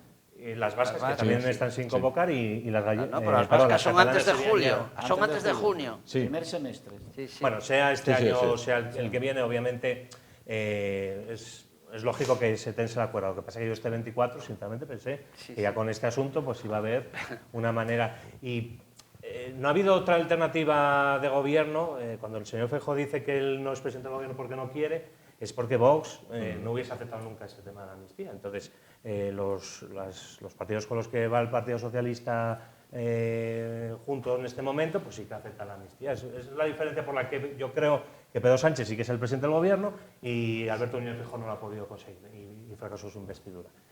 ¿A dónde? Es una sustancial decisión. Bueno, El no, es que, quiero decir, asumir, es que hablamos de no, la, pero es de que la ley de Feijóo dice- amnistía como si fuera una cosa así. es que Feijóo dice que no pasaba por el aro. No, perdone, no es que no pasaba usted por el aro, es que usted no podía pasar por el aro. Porque es que usted no le sumaba los votos. No sé si me explico. Sí, es que sí, no es en la sí, misma, yo te en el entiendo, mismo te juego. entiendo lo que quieres Digo la decir. suma y las matemáticas. Y por terminar mi argumento, a mí lo que me preocupa es esto, la inestabilidad política. Porque Claro, claro, claro. Si vamos a estar así Dejar sobrevenir. cada real decreto, porque no es que estemos hablando de una ley concreto es que que- bueno No, que no, tiene no, tal, no. es que estamos hablando de reales decretos de... Es que acabas de decir una cosa fundamental. Es que ahora, bueno, primero, no ha habido estabilidad gubernamental desde el principio, como te digo, ya lo dijo Junts el primer día. Segundo, los presupuestos generales del Estado, que son la norma básica de Sí. una democracia y de un gobierno. Coño, acabamos de aprobar el techo de gasto en el Congreso, pero es que ahora va al Senado. Es que el Senado tiene capacidad de veto sobre el Sí. techo de gasto. Sobre el techo de gasto, sí. Es decir, va a ir al Senado y van a decir que no. ¿Y qué pasa entonces? Pues que el gobierno va a tener que hacer otro techo de gasto, obviamente se supone que inferior, porque claro, el Senado ha dicho lo que ha dicho. Y no tiene vuelta de hoja porque no hay un mecanismo que haga que si el Senado dice 4 veces que no, pues va a ser así. No, eso no lo hay. Cada vez que se apruebe en el Congreso un techo de gasto, va a ir al Senado dominado por el PP y van a decirle que no hasta que alguien negocie algo. Entonces, claro, no tenemos gobierno, no tenemos capacidad. Si no hay presupuesto, pues se prorrogan los que hay, pero claro, prorrogar los que hay no ayuda a la economía de la nación. Es decir, la situación es absolutamente ingobernable, en mi opinión. En mi opinión, es ingobernable, porque unos hacen una cosa, el Senado hace otra, porque tiene mayoría absoluta, las comunidades autónomas mayoritariamente son del PP, y entonces esto es bueno, como se decía antiguamente, es un sin Dios. Claro. Por no decir otra cosa. Por no decir otra Por no cosa. decir otra cosa. Bueno, vamos con el segundo tema, porque el tiempo apremia, claro, como siempre. Podemos y Vox. Vamos a ver, hace 10 años nacía Podemos, en aquel calor del 15M, aquellas asambleas, bueno, pues en Madrid, irrumpieron con mucha fuerza en unas elecciones europeas, como las próximas que vamos a tener. Sus dirigentes de aquel momento, que no son los de ahora, llegaron a decir: estamos en disposición de asaltar el cielo. Cuidado cuando se dice esa frase, porque siempre acaba mal. Y después llegó la época de vacas flacas, de retroceso, de gente criada en su propio seno que se revolvió contra ellos, y luego un momento de abandonar el barco. También, por el otro lado del espectro político, nos encontramos con Vox, una formación que nació, bueno, pues, con poca fuerza, fue creciendo, alcanzó muchísima fuerza después de unas elecciones catalanas donde adelantaron incluso al Partido Popular, se llegó a plantear incluso hasta un sorpaso, como se suele decir. En aquellos momentos con el Partido Popular, con Pablo Casado, se presentó una moción de censura, Casado no la apoyó. Sin embargo, ahora en Vox están también en fase de reestructuración. Ha entrado más gente joven. Bueno, vamos a ver lo que opinan nuestros contertulios de ello. ¿Podemos y Vox, Vox y Podemos, se tiende hacia el bipartidismo o aún estas dos formaciones tienen mucho que decir? Comenzaba antes Salustio. Utilizando, no déjame que Sí. se me ha ocurrido una frase poética. Adelante. Utilizando el previo que hicimos antes de entrar en... soñé, bendita ilusión, que el bipartidismo era una posibilidad. El bipartidismo en España ahora mismo, desde un punto de vista sociológico, es una utopía. Es una utopía y ahí los números también cantan. Sí. Las mayorías necesarias para tener esa estabilidad bipartidista está fuera de la realidad sociológica ahora mismo. Hombre, pueden ocurrir cosas siempre que puedan transformar de forma brusca el voto y pueda producir unas mayorías ansiadas, quizás más cercanas en este caso para lo que es el Partido Popular que para el Partido Socialista, porque hay bastante distancia. El barómetro del CIS ha salido un adelanto hoy. Ha salido un adelanto donde el PSOE ganaría. Sigue manteniendo esas distancias más o menos en los mismos parámetros. Con respecto a Podemos y a Vox, a Vox, o que era lo que citabas tú, yo creo que no es comparable el proceso sociológico de Podemos con el de Vox. No es comparable desde un punto de vista puramente sociológico, politológico. ¿Por qué? Porque ¿en qué baso esto? Podemos para mí es una ideología que es la de siempre. O sea, yo creo que bueno, de hecho hoy en una entrevista que tuvo en radio Feijóo me llamó muchísimo la atención aquello que le ponían un poco la tacha a Vox, por decirlo, gobierno social comunista, solamente decía eso. O sea que estaba hablando que comunista Sumar, comunista Podemos, ¿no? Con diferentes grados de intensidad, pero era lo mismo. Entonces, la parte de Podemos, de diferentes pieles que se van poniendo desde el punto de vista político, marcas electorales, la ideología base es la que es, va a estar ahí. Curiosamente, en España, lo que era Izquierda Unida nunca tuvo una proyección electoral muy grande. Sin embargo, esto sí que tuvo una intensificación. Algunas de las bases de esa intensificación se tachan en la crisis económica, ¿no? Y una serie de planteamientos ya más de generaciones nuevas, ¿no? Pero yo creo que Vox es algo distinto. Vox trabaja en una órbita nacional que yo creo que ha sido abandonada, desgraciadamente, por parte del Partido Socialista, con sus marcas territoriales. Ya no son partidos socialistas obreros españoles, son Partido Socialista de Euskadi, Partido Socialista catalán, Partido Socialista del País Valencià. O sea, quiero decir, la marca nacional desaparece desde el punto de vista de lo que es la unidad y cohesión del Estado. Y el Partido Popular ha jugado casi siempre a ese estar de perfil, a hacer discursos muy verbales, muy poco, aparentemente muy profundos. Lo está haciendo Feijóo ahora y después, en cuanto cierran la puerta, se pone a pactar comisiones en el Congreso y empieza a hacer cosas que dices tú, bueno, pues si acabas de decir que la deriva del Partido Socialista es esta, pero ¿cómo es posible? Bueno, lo hacen. Entonces Vox yo creo que nace de esa necesidad un poco, yo creo que de veracidad, de veracidad política. Yo creo que al ciudadano de vez en cuando hay que decir las cosas claras, que una ideología concreta, un planteamiento político concreto pretende, y decírselo con claridad. Esto es lo que nosotros queremos hacer.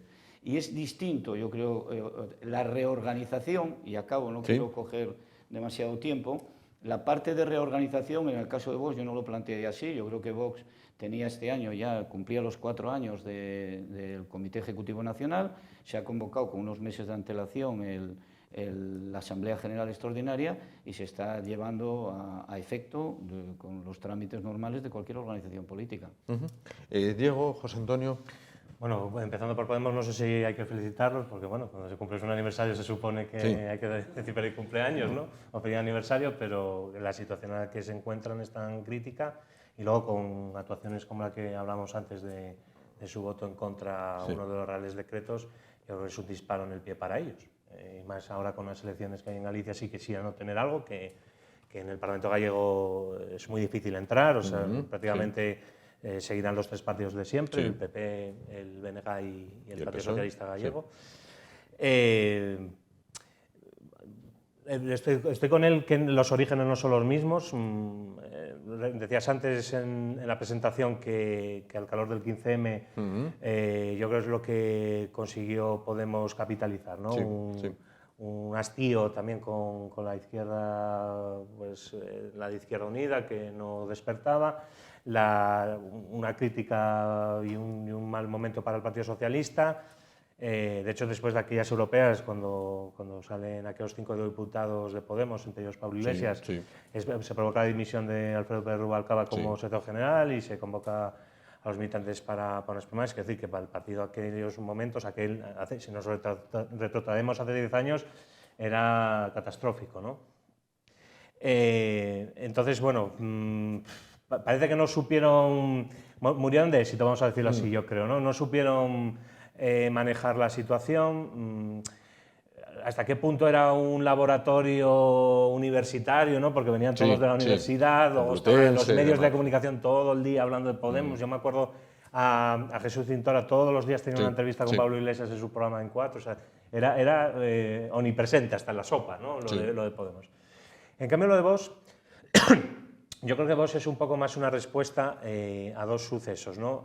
Primero lo que ha pasado en Cataluña, lo que hablábamos en ese entorno de 2017, aunque el partido se funda también, creo que en 2014, también debe tener 10 años Vox.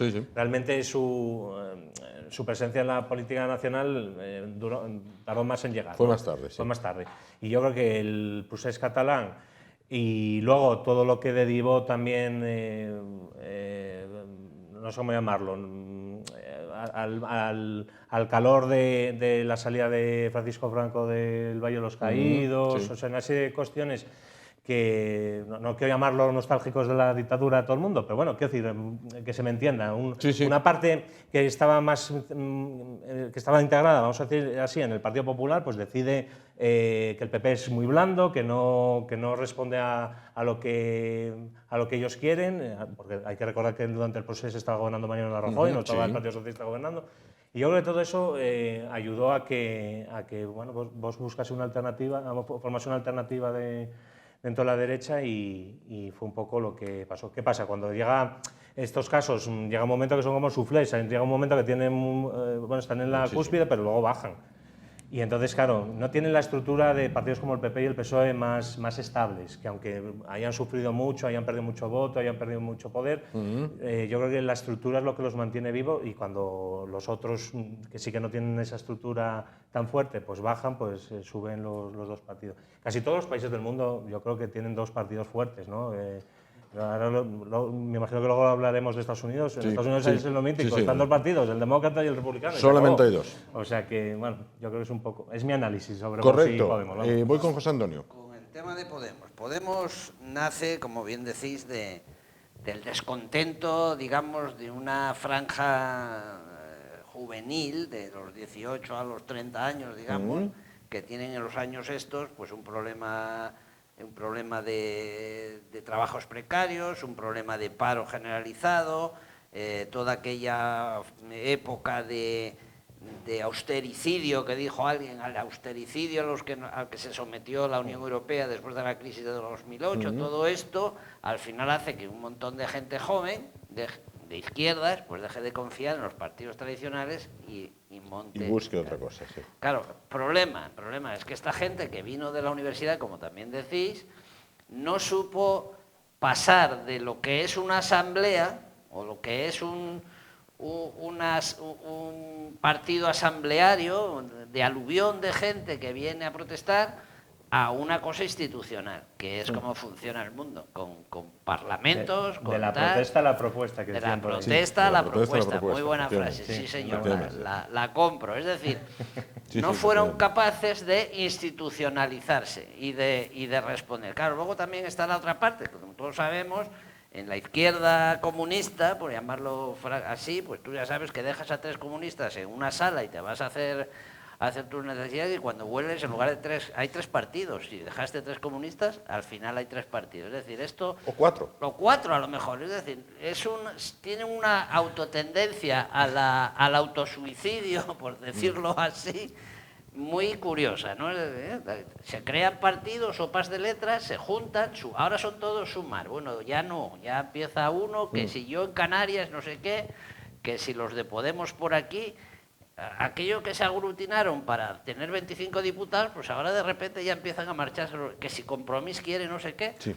Entonces, y esto al final a la gente no le gusta, a la gente lo que le gusta es que su voto sirva y que sirva para algo y claro, al final son grandes partidos y la democracia tiene que ser así, grandes partidos y además aburridos, es decir, no hay por qué descubrir América todos los días por la mañana, ¿no? ¿Y Vox?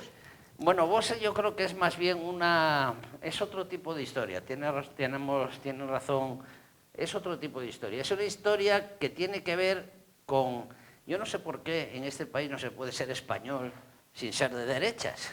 Yo no entiendo. Es que parece que si eres español y te defines como tal... Bueno, dice, y perdón que interrumpo, dice Arturo Pérez Reverte que fueron las propias formaciones de izquierda quienes empujaron a que ser español fuera de derecha. Sí, bueno, pues yo soy un español de izquierdas. Mira tú por Correcto. dónde. Y con respeto a la bandera, al rey y a la Constitución española y al ejército en el que me crié. O sea que... No entiendo, y claro, esto surge de que hay un españolismo debajo de que todos, hay mucha gente que se siente española y que no se siente representada por el PP, porque es el único que en teoría pues representa a los españoles, pues no veo por qué, porque no se puede ser de izquierda si ser español. Julián Besteiro era español y lo decía, o sea que no veo por qué ahora ser español es ser de derecha, como ser juez es ser fascista, no sé, bueno, claro, es que fascista, Y como machista. todos somos fascistas, ya ha perdido el sentido, la palabra de insulto, ¿no?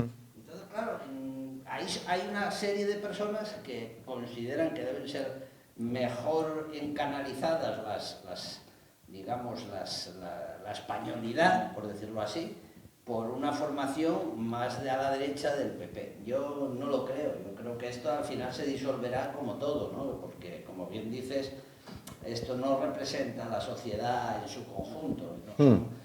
Y sobre todo, además, Vox tiene una cosa que es antipática. Va a dejarme un momentín el micro. Aquí está. Es una cosa un poco antipática. Ay. Bueno, te decía que Vox es una cosa un poco antipática, ¿no? Tiene unas actuaciones antipáticas. Parece que siempre están enfadados, coño. Siempre te están riñendo. ¿Puedo intervenir? Sí. Mira, la parte, digamos, el cuarto poder, que son los medios de comunicación, la información, ¿no? Que tiene una influencia muy importante en cualquier sociedad avanzada. No, claro. Avanzada, desde el minuto uno que apareció la opción Vox en el panorama político español, ha habido dos actuaciones absolutamente contundentes. Una es la demonización y otra es la caricaturización. Eso es análisis político, yo no lo estoy hablando ahora mismo. O sea, es el partido, la organización política, las letras que son en titulares de prensa, de medios de comunicación hablados y escritos, en que sea más fácil decir, que tú lo has dicho porque lo sientes así, que te parece antipático. Claro, si a ti generan un constante bombardeo de demonización y caricatura, llega un momento, coño, son antipáticos estos tíos, mira lo que dicen y cómo lo dicen. Evidentemente, no son todo melódicos versos, ¿no? Cuando estás defendiendo, digamos, una acción política. Cuesta, pero bueno, yo he visto en la izquierda española y incluso en la derecha menos, porque la derecha está siempre permanentemente en eso, estoy pero no estoy. Parece ser que hay cierto complejo siempre para utilizar terminologías de cualquier tipo, pero la izquierda en ese sentido ha sido absolutamente, no ha tenido ningún problema en decir lo que haga falta, ¿no? Entonces, en la parte, digamos, de lo que es Vox como proceso político en la sociedad española, yo creo que es mucho más sólido de lo que parece ser. De hecho, eso que citabas tú ahora de Podemos, una franja entre 18 y 35 años, Vox es la primera fuerza política española en esa franja de edad, Ahora sí. No te equivoques, o sea, aquí no estamos hablando de nostálgicos franquistas, ni del Valle de los Caídos. No digo el surgimiento. O sea, no, el surgimiento tampoco. Es que hay un error. Sí. No, tampoco, porque esa es la parte que yo soy sociólogo y yo toda mi vida he analizado lo que era la extrema derecha como movimiento político. Lo he analizado porque lo he tenido que estudiar y después lo he llevado al caso de España. Y en el caso de España, lo que es extrema derecha siempre ha sido residual. Siempre. Nunca ha habido un movimiento político de extrema derecha en ¿Estaba dentro España. del Partido Popular o no? No, pero, está dentro del Partido Popular, calificar de extrema derecha tienes que poner un componente de violencia, un componente antisistema, un componente de negativa al cumplimiento de la legalidad. Y yo, oye, por más que analizo a Vox, no acabo de encontrar, salvo que alguien quiera pintar un demonio, no acabo de encontrar en su discurso político algo que esté fuera del sistema, que esté alimentando un rupturismo, no lo veo. Y sin embargo sí que lo veo en otros discursos de otros partidos que nadie discute su... ¿Rupturismo qué es? ¿Cambiar la Constitución, por ejemplo? La reforma de la Constitución es algo totalmente legal. Es legal, sí, pero por ejemplo... Tú puedes proponer una reforma Vos no está a constitucional... favor de las autonomías, entonces es un sentimiento rupturista, entiendo, con Claro, el Estado español pero actual, dentro de la por ejemplo. ley. No digo que no esté dentro de la ley, digo... Mira, la izquierda tiene un origen republicano y sin embargo vivimos una forma de gobierno que es una monarquía parlamentaria. ¿Que eso qué quiere decir que la izquierda sea antisistema porque no crean la monarquía? ¿Me explico? Se acepta la monarquía porque está en la Constitución. Ahora, si la izquierda pudiera, iría a una reforma constitucional para cambiar la forma de gobierno, seguro. ¿Eso quiere decir que sea antisistema? No. Está funcionando en claves ideológicas. No acepta un sistema que no sea republicano.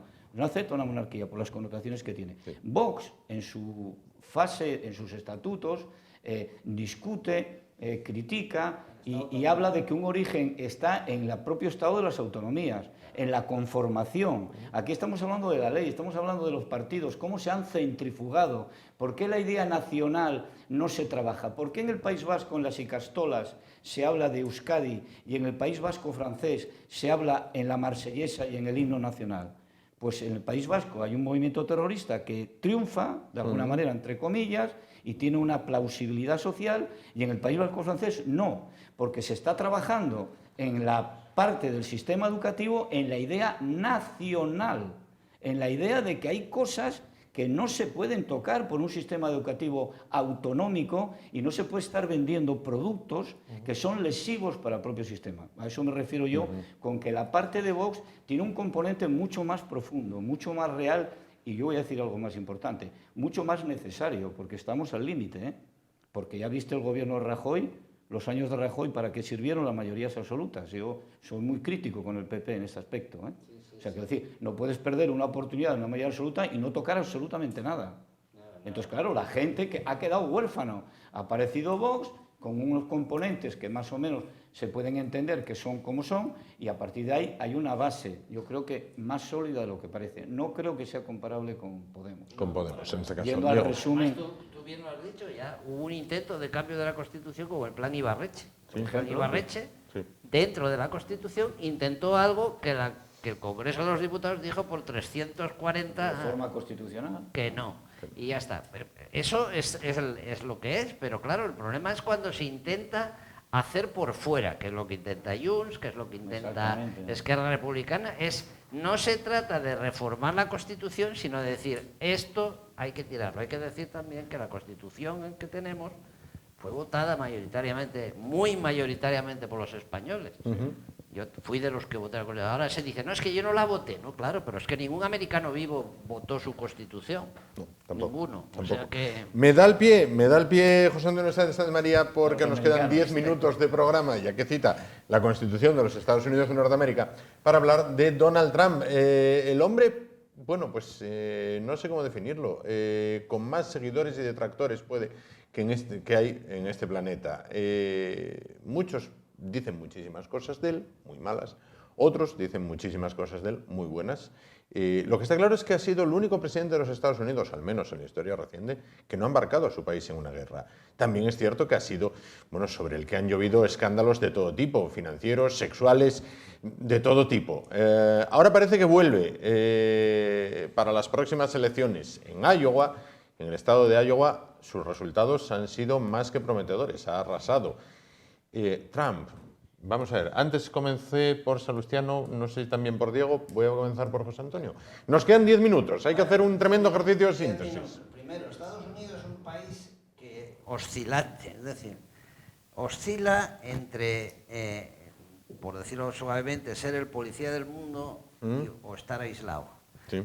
de unas sí, sí. presidencias a otras. Tal. Trump era el límite del aislacionismo y no, por eso no metió a Estados Unidos en una guerra. Ojo, hubo un presidente en Estados Unidos, no muy antiguo, Roosevelt, fue elegido presidente prometiendo el aislacionismo y entró en una la guerra Sí, mundial. pero porque no le quedó más remedio. Cambió Porque, de claro, opinión también. sí, no le quedó más A lo remedio. largo de la vida de uno. Cambió No de le opinión. queda más remedio porque te recuerdo que en un día le mataron 3.000 militares. 3.000, no correcto. ni uno ni dos, 3.000. Correcto. Claro, bueno, pues ya él además, andaba con ahí ganas ya- de, sí, de- pero bueno, de entrar, ¿eh? Pero bueno, bien, a Bueno, lo que íbamos. el problema es ese, el aislacionismo de Estados Unidos o la apertura al mundo. Evidentemente el mundo es tan complicado Ajá. que, mira, lo tenemos en Bab el Mandeb, en el estrecho. Es decir, los americanos, los ingleses, etcétera, etcétera, están tratando de defender las líneas de comercio. Sí. Por Bab el Mandeb entra el 30% Sí. del petróleo, Sí. bueno, lo que sea. Y claro, si eso no se hace, nuestros estados occidentales Sí. bien pensantes, pues nos va a subir todo muchísimo. Es decir, hay que Sí, sí, así defender es. eso. Entonces, Trump, en ese caso, hizo una cosa que fue aislar Estados Unidos. Y resultó falso, claro. Dice, no, es que la fábrica de la General Motors tiene que estar en Detroit. Vale, sí, pero es que las piezas, los amortiguadores los hacen en China. Sí. Los faros los hacen en Hong Kong. El no sé qué en la India. Y claro, es que el mundo ya no es como Trump pretende, de America First, y nosotros solos aquí lo hacemos todo. Porque es que no es así. Y entonces, aunque llegue a estar, va a tener que lidiar con el mundo en el que vivimos, en la que todos dependemos de todos. Y hay una especie de equilibrios que hay que respetar y que hay que... Y entonces, claro, pues Rusia, vamos a aislar a Rusia. Es imposible aislar a Rusia, no comprarle petróleo y gas, si lo está vendiendo igual. Si todos los 12 paquetes que le hemos puesto de sanciones no han servido para nada, más que para hacernos daño a la economía europea. A la propia Entonces, claro, como es todo tan complicado, a mí lo que me preocupa es que llegue Trump al poder e intente volver otra vez a aislar a los Estados Unidos, que fue lo que hizo la primera vez y no resultó, evidentemente. Diego, Trump. Bueno, les decías que es un poco indescriptible y efectivamente no lo encuentro un encaje no se puede y describir. sobre todo una opinión, ¿no? Decir, bueno, pues efectivamente, ¿cómo es posible que sea una persona a la que alguien le pueda votar y a la vez, pues hay gente que le vota y dices... Pues, Y mucha bien, gente, además. Y como él sabrá mucho más como sociólogo, pues hay que estudiarlo, ¿no? Y analizar las causas por las que un personaje de su trayectoria pues consigue ese apoyo popular, ¿no? A ver, no conozco mucho al nuevo primer ministro francés, pero creo que tiene 34 años. Los dos candidatos de Estados Unidos creo que ya son octogenarios, superan los 80. Lo digo por poner las diferencias Sí, está bien traído, sí. que me parecen a resaltar. Yo los partidos americanos no creo que se distancien tanto. Sí que es verdad el análisis que has hecho de lo del aislamiento y eso es verdad. Pero sí que es verdad que luego tienen, a mi entender, una línea bastante, no sé cómo decirte, bastante continuista uno con otro. Cambian cosas, no digo que sea exactamente igual todo. Además, Trump cambió bastantes cosas y, como me dijiste, pues bueno, sobre todo lo que es las relaciones internacionales las dinamitó, las destrozó. Y un país árbitro en el mundo, policía, como tú decías, pues no se puede permitir el lujo de ir por libre y pasar de todo, ¿no? Entonces, bueno, la verdad que a ver cómo se desarrollan estas primarias en el Partido Republicano y a ver en noviembre, ¿no? El primer martes después del primer lunes quedan de sí las elecciones. Vamos a verlo. En noviembre Sebastiano. se resolverá, Sí. en primer lugar, si los candidatos van a ser Biden y Trump. Y Trump. En el caso de Biden, yo el mayor problema que veo es el reloj biológico. No le veo, aparte de el liderazgo que puedan obtener el Partido Demócrata en un momento dado, que tiene que pasar estos procesos, como sabéis, los llamados caucus son como unas asambleas públicas, debate público, no se hacen en todos los estados, se hacen, en el caso republicano se hacen creo en 13 estados y en el de los demócratas en 6.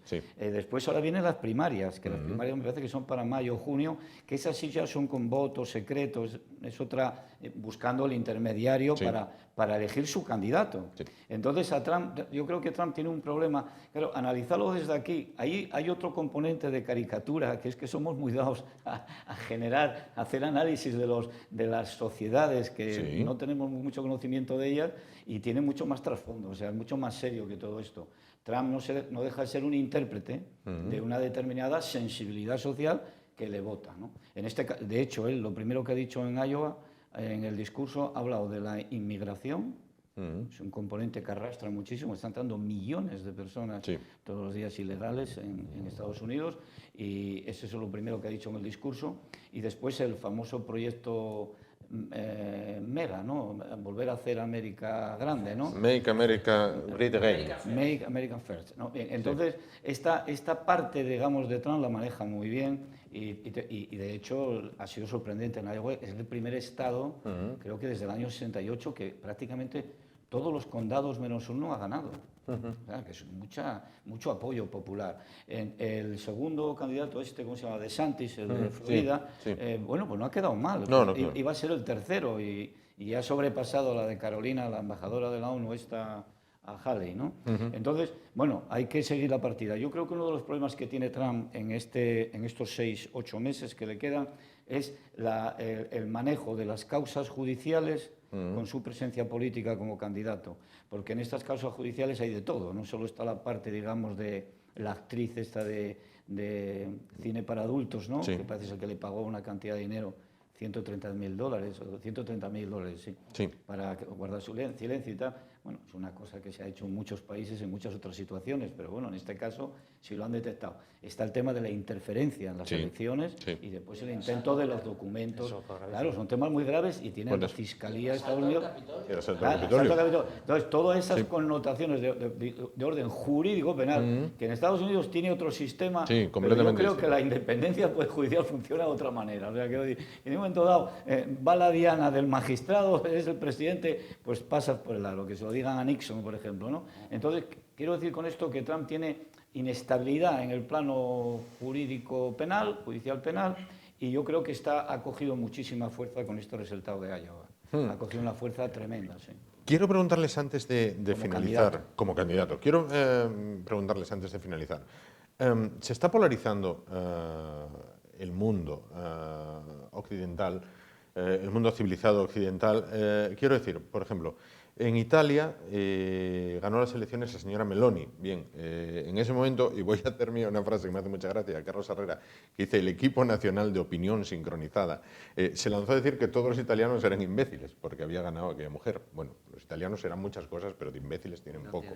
En Francia parece que apunta a un repunte del partido de la señora Le Pen. En Estados Unidos, en Iowa, se ha lucido el señor Trump en este caso. Quiero decir, muchas veces, y esto Salustiano como sociólogo y politólogo podría explicarlo mejor, ¿por qué no analizar qué pasa en esos países para que se voten esas opciones? No decir, estos están locos, los italianos están locos, los franceses están locos, los norteamericanos nunca fueron muy listos. Una frase muy de España, los norteamericanos nunca fueron muy listos. Quiero decir, se está polarizando el mundo occidental. Empiezo por Salustiano, voy con Diego y acabo con José Antonio y acabamos. Estoy en el alargue.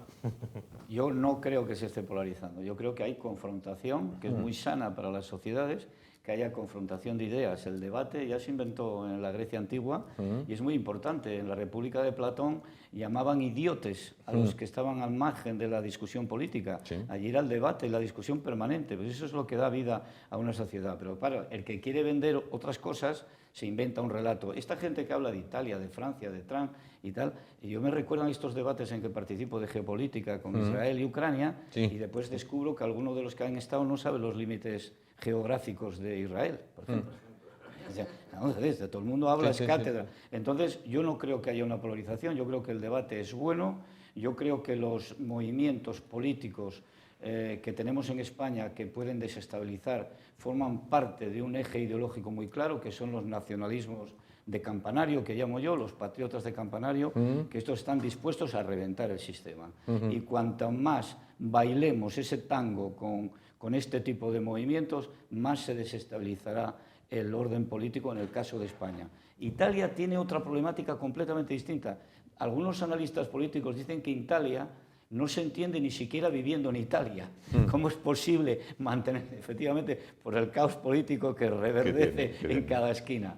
Francia es otro tema, Alemania es otro tema. Quiero decir, yo creo que, contestando ya y siendo concreto, Yo creo que no debemos hablar en términos de polarización, debemos hablar en términos de debate. Le puede diferenciarse de mí en los planteamientos, pero eso no quiere decir que yo vaya después a pegarle una puñalada a Terán en cuanto se descuide. Obviamente, obviamente. Diego. No, obviamente tenemos que debatir y es muy sano y es un ejercicio democrático hacer Sin esto. duda. Y bueno, uno no siempre tiene razón, tienes tu opinión y luego yo a veces de estos debates también aprendo de otros puntos de vista. Hombre, yo, por ejemplo, cuando ganó Milei, con por lo menos los mensajes que nos mandaban, ¿no?, con la motosierra, claro, yo me imagino al argentino, a la argentina metiendo el voto por Milei, digo, bueno, pues el país es que no confían en nadie más y este seguramente les parece un loco, pero es que es el único loco que puede arreglar, me imagino, porque es que si no, no le encuentro explicación, ¿no? A ver, yo creo que el auge o el éxito de este tipo de personas responde un poco a la crisis o a las falsas promesas hechas por otros en los que confiaste previamente, ¿no? Quiero decir, yo creo que es muy bueno que se participe en la vida social, política y bueno, pues y que digamos que nos dirijan los mejores posibles. ¿Qué pasa? Que a veces por lo mejor posible pues no están y pues coge otra gente menos válida y pues que no tiene ningún escrúpulo, llega hasta ahí arriba y luego claro, cuando tiene que hacer las cosas pues no las hace bien y creo que puede pasar eso en algunos casos.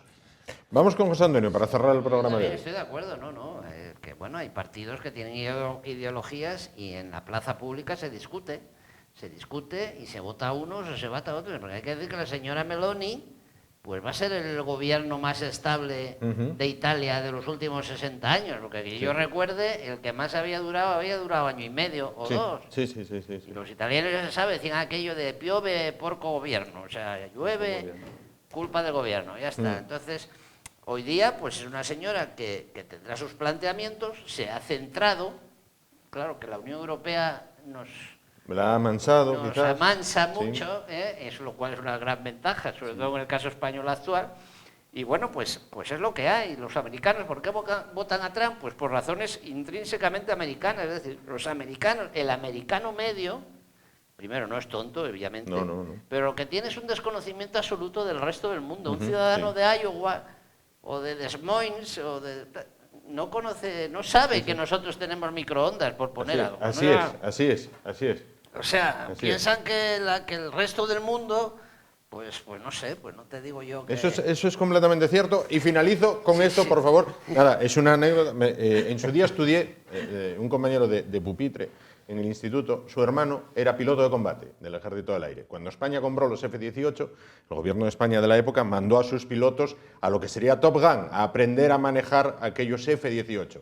Convivían con pilotos norteamericanos. Y los pilotos norteamericanos le preguntaron a este chico, ¿de dónde eres? Y dijo, de España. Ah, de España. ¿Y tenéis lavadoras? Sí. ¿Eso en qué año fue? No sé en qué año compró España los F-18, pero no fue, iba yo al instituto, con lo cual en los 90 le digo, ¿y los tenéis? americanos tienen humor también. No, pero no era, de hecho, algunos pilotos de combate norteamericanos pensaban que España quedaba en Sudamérica. Ya, es que lo confunde, lo de ¿Tenéis español, lavadoras? Yo he trabajado con ellos español en los confunde años mexicanos, 90. En los años 90, En los años 90 he trabajado con ellos bastante. Y bueno, he detectado anécdotas e ironía de ese estilo, pero saben perfectamente. Aquel al menos... Estamos hablando del agricultor medio de las grandes llanuras Bueno, americanas. había soldados de Texas ahí que se tiraban a las vaquillas como si fueran corderos. Quiero decir que había de todo. Bueno, pues llegamos así al final. Muchísimas gracias a los tres. Salustiano, muchísimas gracias. A ti, Juan. Diego, gracias como siempre. José Antonio Gracias, también. muy agradable. Muchísimas gracias. Llegamos al final. Esperamos que les haya gustado y que les hayan gustado también las imágenes de la catedral.